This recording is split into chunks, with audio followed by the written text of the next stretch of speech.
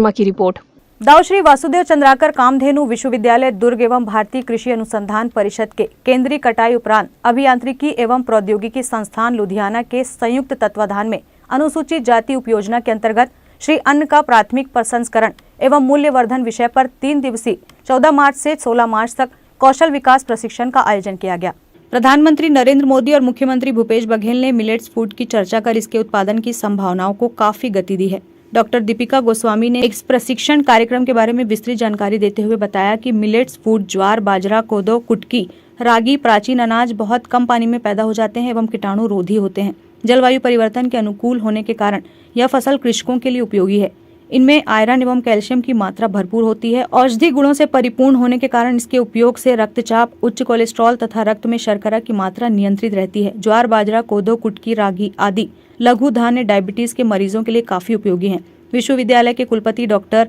NP Dakshinkar ने बताया कि लघु धान्य पोषक अनाज कम पानी, उर्वरक और कीटनाशक के साथ कम उपजाऊ मिट्टी में उगाया जा सकता है। आपको जानकारी आश्चर्य होगा कि 72 देशों ने इसकी सराहना की है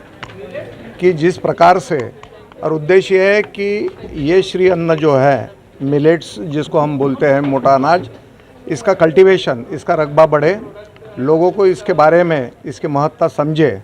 और इसके खान पान में रोज़ लोग अपने खान पान में इसका उपयोग करें, क्योंकि इसके हेल्थ बेनिफिट्स जो है वो बहुत ज़्यादा है। इसलिए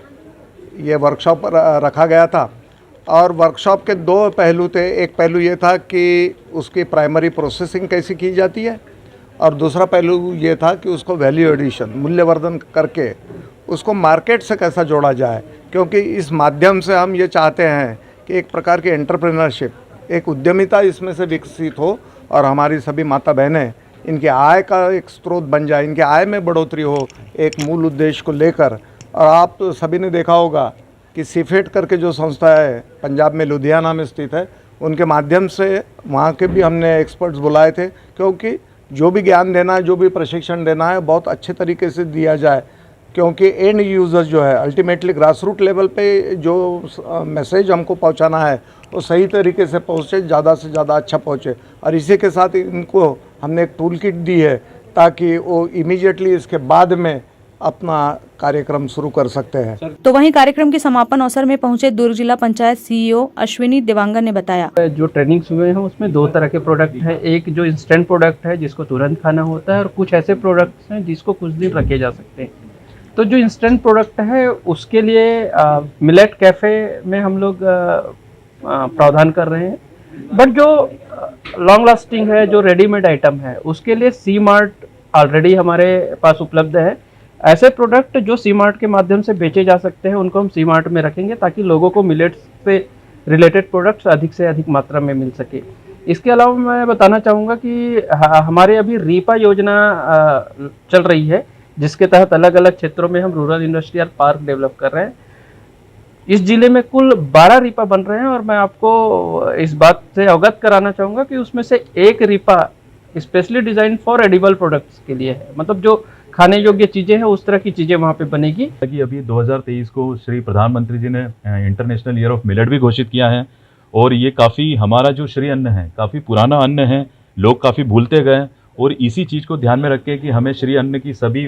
जितने भी गवर्नमेंट पॉलिसीज़ हैं, गवर्नमेंट पॉलिसीज़ बनाना है, उसी के ऊपर हमें जो आगे श्री अन्न को लाना है, हमारे फार्मर्स को लाना है, हमारे फार्मर्स को ग्रो करना है, और इसी उद्देश्य की पूर्ति के लिए हमने ये ट्रेनिंग का आयोजन किया। बेसिकली क्या होता है कि श्री अन्न का प्रोसेसिंग लोगों को वैसे पता नहीं है। हमारा जो सीफेट संस्थान है वहाँ पे पूरी प्राइमरी प्रोसेसिंग, सेकेंडरी प्रोसेसिंग की आप कैसे उसको मूल्यवर्धन प्रोडक्ट्स बना सकते हैं, श्री अन्न को आपको कैसे खाना है, कब खाना है, कितना लगाना है, कैसे करना है, उसकी कैसे प्रोसेसिंग होगी, हम प्रोसेसिंग करके कितना आय सृजित कर सकते हैं। तो इस पूरी ट्रेनिंग कार्यक्रम में ये पूरा रहा कि प्री हार्वेस्टिंग के पहले उसकी क्या क्या योजनाएं हैं, पोस्ट हार्वेस्टिंग में क्या क्या ऑपरेशंस होते हैं, कितनी मशीनें होती है, कितनी लागत होती है। उसके बाद हमने यहाँ पे मार्केटिंग, फाइनेंस, सभी बड़े बड़े जो जितने भी हमारे लेक्चर एक्सपर्ट्स हैं उनके